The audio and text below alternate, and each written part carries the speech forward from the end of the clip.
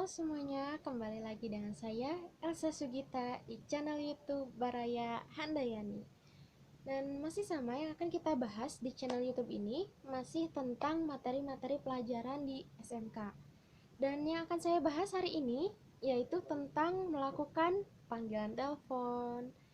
Dan langsung saja, yang akan dibahas hari ini yang pertama yaitu tentang definisi telepon. Apakah sudah ada yang tahu apa itu telepon?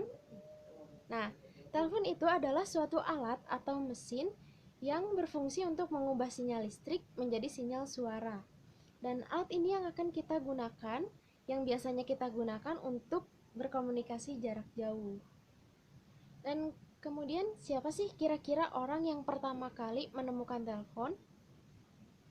Nah, pasti kebanyakan dari kita mengira bahwa Alexander Graham Bell adalah orang yang pertama kali menemukan telepon.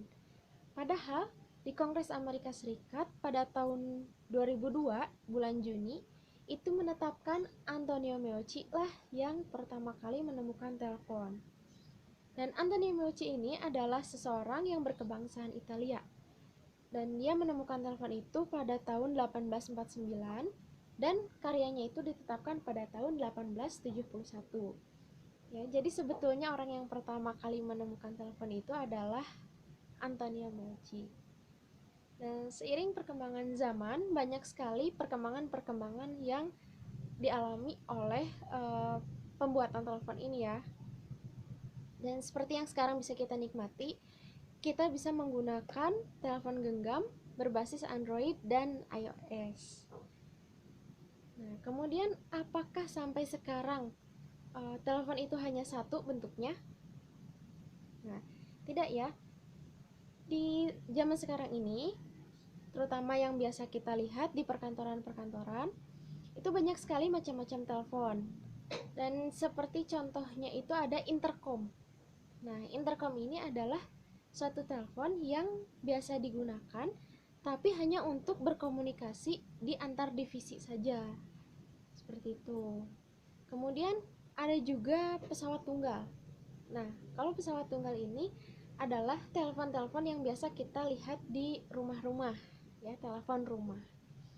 Seperti itu. Kemudian selain intercom, pesawat tunggal, ada juga PABX, PMBX, kemudian switchboard, telepon answering machine, dan lain-lain. Seperti itu.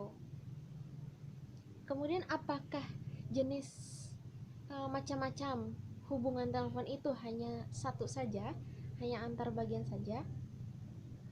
Tidak. Macam-macam hubungan telepon itu ada banyak. Mulai dari hubungan antar bagian, yaitu hubungan telepon yang biasa kita gunakan sehari-hari ya, yaitu hubungan telepon yang terjalin hanya dari satu orang ke orang lain. Kemudian ada juga hubungan lokal. Nah, ini adalah hubungan telepon yang terjadi antar kota, seperti itu, tapi masih di satu provinsi atau satu negara. Kemudian ada juga hubungan interlokal. Nah, hubungan interlokal ini adalah hubungan telepon yang terjadi di antar provinsi, tapi masih satu negara.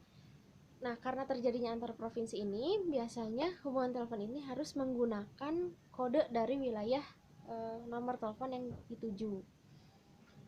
Kemudian ada juga hubungan internasional.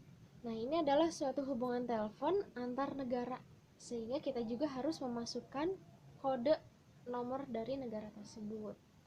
Nah, kemudian ada juga beberapa sikap yang harus kita perhatikan ketika sedang bertelepon. Yang pertama, kita harus bersikap caring, yaitu suatu sikap yang menunjukkan bahwa kita itu sebetulnya mendengarkan dengan baik-baik apa yang penelpon bicarakan. Kemudian yang kedua, kita harus bersikap confidence, yang artinya di sini kita harus bersikap percaya diri, sehingga penelpon tidak ragu atas informasi-informasi yang kita berikan kepadanya. Kemudian yang ketiga, kita harus bersikap considerate, yaitu mengendalikan emosi. Sama dengan yang keempat, yaitu control, yang artinya kita harus mengendalikan emosi. Walaupun di sini sebetulnya kadang-kadang pula banyak penelpon-penelpon yang memang sedikit menyebalkan ya seperti itu. Tapi kita harus tetap bersikap profesional dengan menjaga emosi. Kemudian yang kelima, kita pun harus bersikap contagious, dan contagious ini harus sikap yang ditunjukkan itu harus menjaga keakraban dengan penelpon. Kemudian yang keenam, kita pun harus bersikap kita harus bersikap komit, dan sikap ini harus kita tunjukkan ketika kita menerima telepon. Kita harus bertanggung jawab atas informasi-informasi yang kita berikan kepada penelpon dan tidak boleh melempar masalah atau pertanyaan kepada orang lain. Sebisa mungkin kita harus menjawab apa saja yang penelpon tanyakan kepada kita. Kemudian yang ketujuh, terakhir, yaitu kita harus bersikap kreatif. Dan kreatif ini adalah suatu sikap ketika kita menelpon atau setelah bertelepon dengan orang lain, kita harus kreatif seperti menyimpan nomor teleponnya, menyimpan identitasnya, dan seperti itu. Oke, itu tadi penjelasan tentang melakukan komunikasi lewat telepon. Dan kalau ada komentar atau pertanyaan, silahkan tulis di kolom komentar yang ada di bawah ini. Jangan lupa subscribe dan tonton terus channel YouTube Baraya Handayani. See you in next video.